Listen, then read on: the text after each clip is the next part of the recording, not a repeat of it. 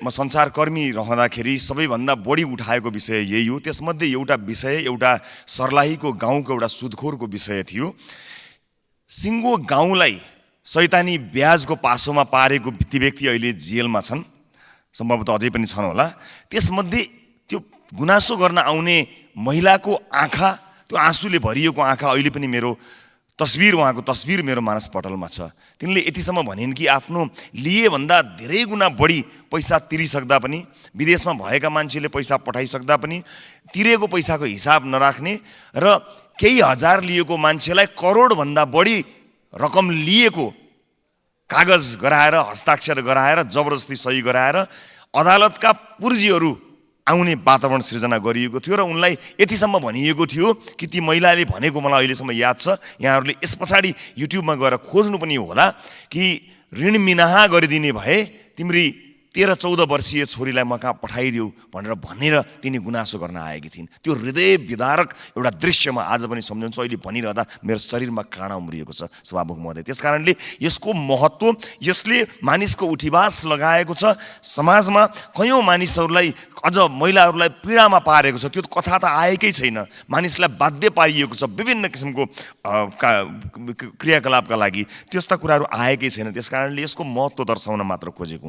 अब यसको महत्त्वपूर्ण अर्को कुरा के भने यो बैंक, लघुवित्त र सहकारीको चाहिँ राम्रो अनुगमन गर्न सकियो भने यसलाई कागजमा नीति र नियम बनाएर मात्र होइन, फिल्डमा चाहिँ ध्यान दिइयो भने यसलाई अत्यन्त महत्त्वका साथ हेर्न सकिन्छ। राजनीतिक संरक्षण प्राप्त भएको आभास हामीलाई मिलेको छ। कयौँ मानिसहरूले आफ्ना अनुचित आम्दानीहरूलाई, चाहे व्यवसायिक होस् चाहे राजनीतिक कर्मीहरूको होस्, अनुचित आम्दानीहरूलाई पनि यसरी लगाइएको पाइएको छ। त्यसको नियन्त्रणका लागि सरकार सक्षम बनोस् र प्रहरीले विशेष गरेर अलिकति ठुलो स्वरले मजाले कराइदिँदा पनि कयौँ समस्या समाधान हुन्छन्। प्रहरीले पनि यसमा कहीँ कतै मिलोमतो गर्ला कि गृह मन्त्रालयको विशेष ध्यान आकर्षण गराउन चाहन्छु।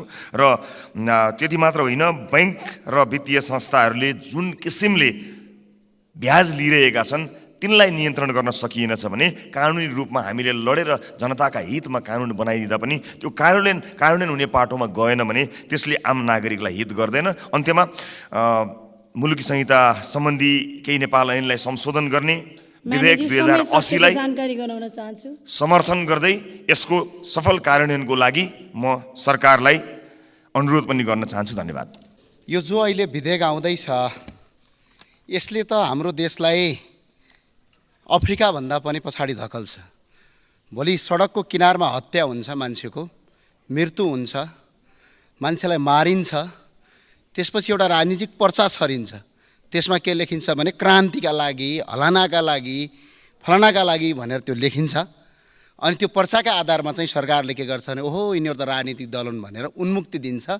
यो किसिमको परम्परा यदि यो देशमा बस्यो भने भोलि हामी यही संसदभित्र भएका कति माननीयको जीवन रहन्छ कि रहन्न। भोलि प्रत्येकको घर घरमा र जसरी अफगानिस्तानमा बम पड्केका छन् त्यसरी नेपालका तपाईँको बीच बजारमा बम पड्किन सुरु भए। राज्यले कानुन कमजोर बनाउने अनि राजनीतिक आस्था राखे भन्दैमा अदालतमा चलिरहेका अपराधीहरूलाई पनि छोड्ने अनि तपाईँको राजनीतिक आस्थाका आधारमा मान्छे मार्न यदि थालनी गर्ने हो भने यो देशमा भोलि कोही जीवित रहन्छ? यस्तो पनि विधेयक ल्याउन पाइन्छ? यो विधेयकले त अहिले हामी प्रतिपक्षमा छौँ, यसको मतलब यो होइन कि हामीले यो विधेयक प्रतिपक्षमा भएका कारणले विरोध गरेका होइनौँ। यो विधेयक जो ल्याइएको छ त्यसका प्रत्येक दफा पढ्नुहोस्। म प्रत्येक दफा पढ्दाखेरि यहाँ के महसुस हुन्छ भने कुनै पनि कुरा उल्लेख गरिए तापनि, कुनै पनि मान्छेले मान्छे मारे तापनि, हत्या गरे तापनि, बम पड्काए पनि, घर आगजनी गरे पनि र चल्दै गरेका बसहरू जलाए पनि त्यो व्यक्तिले म राजनीतिक दलको मान्छे हो, म चाहिँ वार्तामा आउन चाहन्छु, मेरा सबै मुद्दा फिर्ता लग भनेपछि फिर्ता लिने हो भने भोलि यो देशमा विद्रोही समूह जन्मिँदैन भन्ने केही ग्यारेन्टी छ? राजनीतिक भनेको शान्तिपूर्ण गरिन्छ, राजनीतिक भनेको विचारले गरिन्छ, राजनीतिक भनेको मान्छेका घाँटी काटेर गरिँदैन। त्यो राजनीतिक होइन, त्यसलाई कुर अपराध भनिन्छ। अपराधलाई पनि तपाईँको यदि यसरी मान्ने हो भने, यसरी यो विधेयक ल्याउने हो भने यहाँ त अलिकति ठुला बडाहरू त उम्किहाल्छन्। नेपालका हामीले हरेक किसिमका क्रान्तिहरू हेरेका छौँ, परिवर्तनहरू हेरेका छौँ, हामीले पनि इतिहास पढेका छौँ। 2007 सालदेखि लगेर 2036 सालदेखि लगेर 2046-47 सालदेखि लगेर 2052, 2062, 63 सालसम्मको इतिहास पल्टाएर हेर्नुहोस्।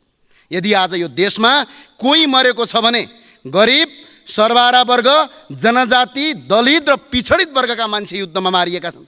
चाहे त्यो सरकार पक्षबाट हुन्, चाहे त्यो विरोधी पक्षबाट हुन्। तर राजनीतिक चनाखाहरूले, राजनीतिक गर्ने बाठाटाठाहरूले त्यसको फाइदा लगेर उनीहरूलाई मार्ने र उनको लासको सिडी चढाएर राजनीति गरेर देशलाई तपाईँको एउटा राजनीतिक नेताका रूपमा स्थापित गर्ने परम्पराले भोलि हाम्रो जीवन भविष्य सही हिसाबमा हुँदैन। कुनै पार्टीले ल्यायो, कुनै दलले ल्यायो या कुनै व्यक्तिले ल्यायो भन्ने विषयवस्तु मुख्य कुरा होइन। मुख्य विषयवस्तु के हो भने हाम्रो मात्र कुरा होइन, भोलि आउने पुस्ताको कुरा पनि हो। हामी विश्वको सबभन्दा शान्तिपूर्ण देश, भगवान गौतम बुद्धको देश, माता सीताको जन्मभूमि, भगवान शिवको आराधना केन्द्रको देश हो। यो देशमा हिंसालाई माफ हुँदैन, चाहे त्यो राजनीतिक रूपमा गरोस्, चाहे त्यो गैर राजनीतिक रूपमा गरोस्। तर यो विधेयकले के गर्छ भने हिंसालाई माफ गर्छ। यो विधेयकले प्रष्टै भनिएको छ, कुनै पनि राजनीतिक दल या कुनै समूह, कुनै उपसमूह, कुनै एउटा तपाईँको ग्याङ भनौँ, ग्याङले कुनै पनि मान्छेको हिंसा र हत्या गरेर यदि ऊ शान्ति वार्तामा आउन चाहन्छ भने उसले गरेका 7 खुन, हजारौँ खुनहरू माफ गर्ने, उसलाई राजनीतिक दलको दर्जा दिने। यदि यो परम्परा भयो भने भोलि कोही जीवित रहन्छ? आज हामी प्रतिपक्षमा छौँ, परपट्टिको बेन्चमा बसेका छौँ। हामीले उठाएको कुरा, सरकारले ल्याएको कुरा विरोध होइन। यही सरकारले ल्याउन खोजेको र हामी सबैको दबावमा ल्याउन खोजेको अहिले पनि मिटर ब्याज सम्बन्धीको विधेयकमा हाम्रो पूर्ण समर्थन छ। हामीले ती सबै कुरा सरकारको विरोध गर्नुपर्छ भन्ने होइन। तर यो विधेयक अहिले पनि तपाईँले पढ्नुभयो भने यति जघन्य छ, यति अपराधीकरण छ।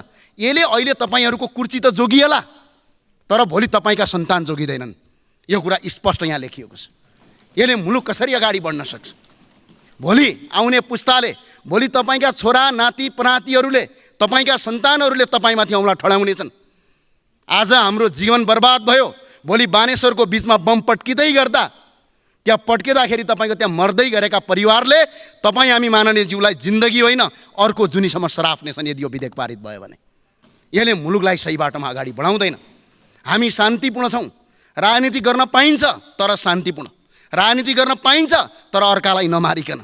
राजनीतिका नाममा अपराध गर्ने, त्यो अपराधलाई राजनीतिकरणको रङ दिएर मुलुकलाई तपाईँको बर्बादीतिर धकेल्न पाइँदैन। र यस्ता किसिमका विधेयक ल्याउनभन्दा अगाडि त हामीले लाज मान्नुपर्छ, आफ्ना छोराछोरीको भविष्य हेर्नुपर्छ। हुन त अब नेताजीहरूका छोराछोरी सबै विदेश छन्, त्यो भए हुनाले यो लाज श्रम मान्नुपर्ने अवस्था छ। त्यो भएको हुनाले सम्माननीय सभामुख महोदय, म यो विधेयक ल्याउनु हुँदैन भन्ने पक्षमा छु। यो विधेयक ल्याउने मान्छेलाई पनि सोध्न चाहन्छु के का आधारमा ल्याइएको? असल मन्त्रालयले ल्याएको विधेयक त हुँदै होइन। यो शक्ति पृथकीकरणको सिद्धान्त विपरीत छ। बुदागत रूपमा भन्नुपर्दा यो संविधानको धारा 1, धारा 21 र धारा 46 विपरीत छ। संविधान विपरीतको यो विधेयक कसरी कानुन मन्त्रालयको टेबलबाट पास भयो म जान्न चाहन्छु। यो कानुनी सिद्धान्त विपरीत मुलुकी अपराध संहिता दफा 41 विपरीत पनि छ। यो सम्मानित सर्वोच्च अदालतबाट प्रतिपादित नजिर विपरीत छ। पढ्नुहोला, निर्णय नम्बर 8013 नेपाल कानुन पत्रिका 2066 अङ्क 9 मा पनि छ। यो म पढेर पनि सुनाउँछु। कानुन र संविधानको मन्चाए जुनसुकै मुद्दा फिर्ता लिन हुन्छ भन्ने होइन र सरकारको उद्देश्य दण्डहीनतालाई प्रोत्साहन दिनु पनि होइन। गम्भीर प्रकृतिका मानवीय कानुन उल्लङ्घन भएका मुद्दाहरूमा समेत विषयवस्तुको गम्भीरता नहेरी सरकारले फिर्ता लिँदै जाने र अदालतले पनि औचित्य तर्फ नहेर्ने हो भने जनताको जीवधनको संरक्षण गर्ने सरकारको उत्तरदायित्व तथा जवाफदेहितापनको अभाव हुन गई कानुनी राज्यको अस्तित्वमै प्रश्न उठ्छ। हामीले कस्तो नेपाल परिकल्पना गरिरहेका छौँ सभामुख महोदय? यो धेरै अन्तर्राष्ट्रिय कानुनहरूमा हामीले सही गरेका छौँ, त्यसको विपरीत पनि छ। यो अदालतको काम, कर्तव्य र अधिकारमा प्रत्यक्ष राजनीतिक कर्मीहरूको हस्तक्षेप भयो। मैले यी आधारहरू दिएँ। अब म सामान्य नेपाली नागरिकको आँखाबाट यो विधेयक तौलन्छु। यो हामीले राजनीतिको नाममा कसलाई बचाउन ल्याएको ऐन हो? यो विधेयक हो। यो इटा भट्टामा मान्छे जिउँदै पोल्ने मान्छेलाई बचाउन ल्याएको हो कि एम्बुलेन्सबाट मान्छे थुतेर मान्छे बचाउनलाई ल्याएको हो? यो एम्बुलेन्सबाट मान्छे थुतेर मान्छे मार्ने मान्छेलाई ल्याएको हो अथवा भाला रोपेर मान्छे मार्नेको मान्छेलाई बचाउनलाई ल्याएको हो? यो कसको लागि ल्याएको हो यो विधेयक? नेपालीको लागि ल्याएको त होइन। आयोगमाथि आयोग गठन हुन्छ, तर कहिले पनि त्यो आयोगको प्रतिवेदन सार्वजनिक हुँदैन। कसलाई बचाउनलाई? हामीले जनतालाई सेवा गर्छु भनेर नमस्कार ज्यू हजुर गरेर भोट माग्ने अनि यहाँ आएपछि जनतामाथि दमन गर्ने मालिक बन्न खोज्ने यो विधेयक ल्याएर हामीले कस्तो राजनीतिक चरित्र परिकल्पना गरिरहेछौँ? कुनै पनि पोलिटिकल पार्टीमा नेपालको समुदाय नअट्ने ताकि उहाँहरूले हिंसाकै बाटो रोज्नुपर्ने, परिमार्जन गर्नु छ, आफ्नो पोलिटिकल पार्टी परिमार्जन गर्नु, नेपालको संविधान विपरीतको विधेयक ल्याउने होइन। जस्तो सुकै अपराधलाई पनि राजनीतिको नाम दिएर कुकर्म र अपराधलाई प्रशय र संरक्षण दिन पाइँदैन। अपराधलाई पखाल्ने यो गङ्गाजल यो सदन होइन। राजनीतिको परिभाषा नै हामीले परिवर्तन गर्दैछौँ यो विधेयक मार्फत। त्यति मात्र होइन सभामुख महोदय, अपराधलाई राजनीतिकरण र निस्वार्थ भावले गर्नुपर्ने राजनीतिलाई अपराधीकरण गर्दैछौँ। एउटा अपराधी र राजनीतिज्ञको डेफिनेसन नै हामीले धमिल्याइरहेका छौँ। यो कस्तो विधेयक हो यो? आज हामी जननिर्वाचित सांसदहरू छौँ। आज अङ्कगणितबाट यो हुन्छ हुँदैन भनेर पास गर्ने हो भने म यही रोस्टमबाट आह्वान गर्न चाहन्छु, नेपाललाई माया गर्ने, संविधानलाई मान्ने र नेपाल रुल अफ ल हुनुपर्छ, चेक एन्ड ब्यालेन्स हुनुपर्छ भन्ने मान्छेहरूलाई जानुस्, अदालतमा जानुस्। यो विधेयक पास भयो भने यसको विरुद्ध मुद्दा हाल्नुस्। संविधानको विपरीत छ यो। यस्तो गरेर हामीले देशको सेवा गर्न सक्दैनौँ। यस्तो गरेर नेपाल बन्दैन। दण्डहीनताको देश नेपाल होइन। सक्यो। हिंसाको च्याप्टर नेपालको इतिहासमा सक्यो। अब हामी एउटा ठाउँमा आइसकेका छौँ। अब हिंसालाई नेपालमा कसै दलको राजनीतिक आडमा चोख्याउन पाइँदैन। शक्ति पृथकीकरणको सिद्धान्त लोकतान्त्रिक व्यवस्थाको अपरिहार्य र आधारभूत सिद्धान्त हो र हुनुपर्छ, जसलाई नेपालको संविधानले पनि अङ्गीकार गरेको छ। शक्ति पृथकीकरणको सिद्धान्त अनुरूप सरकारले गरेका हरेक गतिविधि संसदप्रति उत्तरदायी हुनैपर्छ, किनकि सांसद जनताका आवाजको प्रतिनिधित्व हुन्। विधायिकाहरूले सरकारले कस्ता कानुन प्रस्ताव गर्दैछ, के संशोधन प्रस्ताव गर्ने, कुन कानुनहरू पास गर्ने, कुन नगर्ने जस्ता विषयमा सक्रियता देखाउनुपर्छ र यस्ता विषयमा गम्भीर पनि हुनुपर्दछ। गम्भीरतापूर्वक आफ्नो राय व्यक्त गर्नुपर्दछ। संसद आफ्नो नियमअनुसारले सरकारको हस्तक्षेप बिना चल्नुपर्छ, तर हाल भइरहेको संसदको अभ्यासलाई हेर्दा संसदले सरकारलाई उत्तरदायी बनाउनुको सट्टा संसद उल्टै सरकारको योजना र इच्छा अनुरूप चलिरहेको पनि भानुहुन्छ। सरकारले संसदलाई बिजनेस दिने त हो, तर सरकारको पनि स्पष्ट मार्गदर्शन रोडम्याप हुन आवश्यकता छ। तर अहिले सरकारको स्पष्ट रोडम्याप देखिँदैन।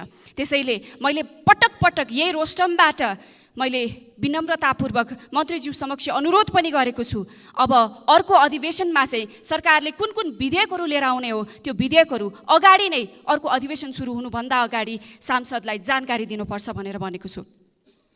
सम्बन्धित अधिवेशनमा कुन विधेयकमा काम गर्ने हो, अधिवेशन अगावै संसदहरूलाई जानकारी दिनै पर्छ, लिस्ट हुनै पर्छ। सरकारले जहिले जे पनि जसरी मन लाग्छ त्यसरी कुनै पनि सर्वमान्य सिद्धान्तको वास्तै नगरी बिजनेस दिने कुरा सार्वभौम संसदलाई स्वीकार्य हुनै सक्दैन। सरकारले बिजनेस दिँदै गर्दा विधिशास्त्रको सिद्धान्त कुल्चिन पाइँदैन। विधिशास्त्रमा कानुनहरूको वर्गीकरण हुन्छ। सबै कानुनहरूलाई एउटै डालोमा हालेर हेर्न मिल्दैन। तर सरकारले आज प्रस्तुत गर्न लागेको केही नेपाल ऐनलाई संशोधन गर्न बनेको विधेयक 2080मा सरकारले देवानी प्रकृतिका, फौजदारी प्रकृतिका, प्रशासनिक प्रकृतिका लगायत नितान्त फरक प्रकारका कानुनहरू पनि एउटै विधेयकमा हालेर सरकारको कार्यशैलीमा कति बचपना छ भन्ने कुरा चाहिँ देखाएको भान हुन्छ। यस सँगसँगै यस विधेयकमा केही राम्रा प्रस्तावहरू पनि आएका छन्, तर केही डरलाग्दा नेपालको सार्वभौमिकता, अखण्डता र शान्ति सुरक्षालाई चुनौती दिने दफाहरू पनि प्रस्तुत गरिएका छन्। सरकारले यस्ता डरलाग्दा कानुनहरू पास गराउन नियत बस्नै यस्ता प्रकारका कानुनहरू एउटै विधेयकमा हालेर लिएर आएको हो कि भन्ने पनि आशंका उब्जिन्छ। उदाहरणको लागि एउटा म प्रस्तुत गर्न चाहन्छु। यस विधेयकको दफा 64मा मुलुकी फौजदारी कार्यविधि संहिता 2074 संशोधन भन्ने शीर्षकमा शान्तिपूर्ण राजनीतिको मूलधारमा ल्याउन मुद्दा फिर्ता लिन सकिने भन्ने प्रावधान प्रस्ताव गरेको छ, जसमा कुनै पनि राजनीतिक दल वा समूहले हिंसात्मक क्रियाकलाप सञ्चालन गरिरहेकोमा ती समूहलाई मूलधारमा ल्याउन राजनीतिक सम्झौताको माध्यमबाट नेपाल सरकार बाधी भई दायर भएको मुद्दा जुनसुकै तहको अदालतमा विचाराधीन भएको पनि मुद्दा फिर्ता लिन सक्ने र मुद्दा फिर्ता लिन बाधा नपर्ने कुरा उल्लेख गरिएको छ। कुनै राजनीतिक दल वा समूहले जतिसुकै हिंसात्मक कार्य गरेको किन नहोस्, मूलधारको राजनीतिको लागि विधिको शासनभन्दा पनि माथि गएर अझ भनौँ अदालतको कार्यक्षेत्रमा प्रवेश गरेर अदालतलाई पनि टेकेर सरकारले मुद्दा फिर्ता लिन सक्ने प्रशस्त ढोका खोलिदिएको छ। सरकार आफैले यो नेपालको शान्ति सुरक्षा विरुद्धको कानुन कसरी प्रस्ताव गर्न सक्छ, म सम्माननीय सभामुख मार्फत मन्त्रीज्यूसँग प्रश्न गर्न चाहन्छु। यो संविधान विपरीत छ र यस्तो संविधान विपरीतको कानुन विधेयकको बिचालेर पास गराउने नियतले सरकारले प्रस्ताव गरेको कति पनि ठिक भएन। केही कानुनहरूको संशोधनको आवश्यकता होला, तर यसरी एउटै विधेयकमा फरक वर्गीकरण पर्ने कानुनहरू लिएर आउनु हुँदैन। म दोस्रो कारण भन्न चाहन्छु, सकिहाल्छु। यस विधेयकमा कुल 80 वटा ऐनहरू विभिन्न दफा संशोधनको लागि लिएर आइएको छ। उस्तै प्रकृतिका कानुनहरू नहुँदा र आकर्षित कानुनहरूको सङ्ख्या पनि धेरै हुने हुँदा प्रतिनिधि सभा नियमावली 2079 बमोजिम संशोधन प्रस्ताव गर्न चाहने सांसदहरूले 72 घण्टाभित्र आफ्नो संशोधन दिन पनि व्यवहारिक हिसाबले कठिन देखिन्छ। सम्माननीय सभामुख महोदय, हतारमा संसदबाट कुनै संशोधन नआउन् भनेर सरकारले नियत बस्ने धेरै ऐनहरू आकर्षित गरेर लिएर आएको हो कि भन्ने आशंका पनि उब्जिन्छ। यहाँ सरकारले प्रस्तुत गर्न खोजेको यो विधेयक नेपाल र नेपालीको हित विपरीत छ। सरकारले एउटा विधेयकमा धेरै ऐनहरू संशोधन हालेर होइन, छुट्टै वा एकै प्रकृतिका ऐनको संशोधन प्रस्ताव गरेर र संसदले व्यवहारिक हिसाबले अध्ययन गर्न सक्ने किसिमले विधेयक प्रस्तुत गरोस्। तर यो विधेयक जस्ताको तस्तै प्रस्तुत हुनुले नेपालको भविष्य सङ्कटमा पर्न सक्ने खतरा भएको हुनाले म यो केही नेपाल ऐनलाई संशोधन गर्न बनेको 2080 को सदनमा प्रस्तुतको विरोध गर्दछु।